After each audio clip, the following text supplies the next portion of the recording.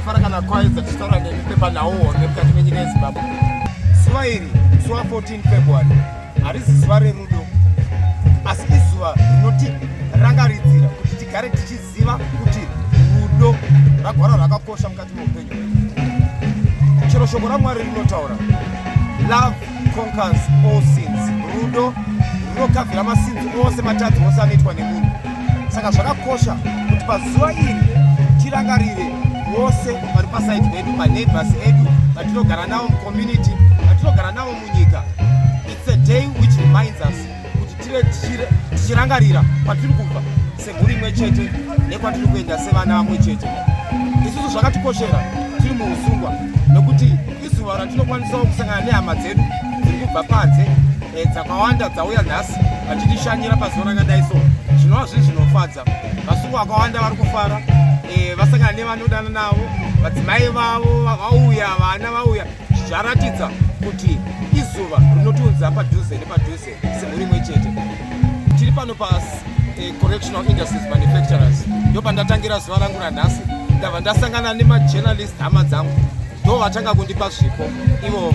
Hama dzangu dzabva kukwaedza, dzimwe dzabva kuHmeto nekumapepa angosiyana siyana. Ndinovatenda chaizvo. Kwauya futi zvakare vabereki vangu vachisimbisa kuti mwana wangu tiri tose pamunamato, tinokuda ende ndanzwa kufara chaizvo mukati memwoyo wangu.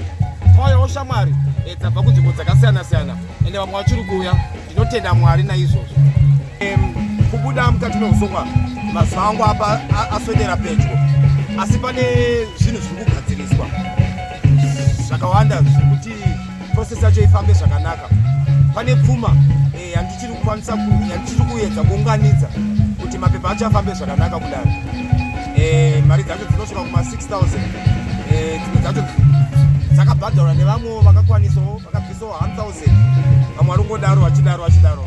Asi kuna sekuru vangu vandagara ndichifamba navo mukati mesango, ndinongochemawo kwamuri madzisekuru angu, ana sekuru Kanengo, ana sekuru Bhanda, ana sekuru Tasvo. Aiwa, musakanganwe muzukuru. Muzukuru ari mukati meusungwa. Rubatsiro rwenyu rwakakosha sekuru, nokuti kunyika kwekunze kunotibatsira kuti tiwane kushandira mhuri, kubata mabasa emaoko, nokuzoziva takawesta time tiri muusungwa, saka tirida kuti time iyo idzoke panzvimbo. Chese pamatibatsira tinoyemura. Ndo zvinhu zvingapinde zvatiri kugadzirisa. Saka zuva redu riri pedyo, asi rubatsiro irwo rwakakosha. Changomisa zvinhu manje ipfuma, saka kapfuma ikaka kakawanika. Tinotenda chaizvo inge ndabatsirikana. 6.5 yese ikudikano. 6,500. Tinotenda komo Oscar. Kwaedza, tinokudai chaizvo. We salute you. Mwari ngaakukomborerei. Uri pepa renyika zveshuwa, nokuti munovhizitira vanhu vepasi isusu vasungwa. May God bless you Kwaedza.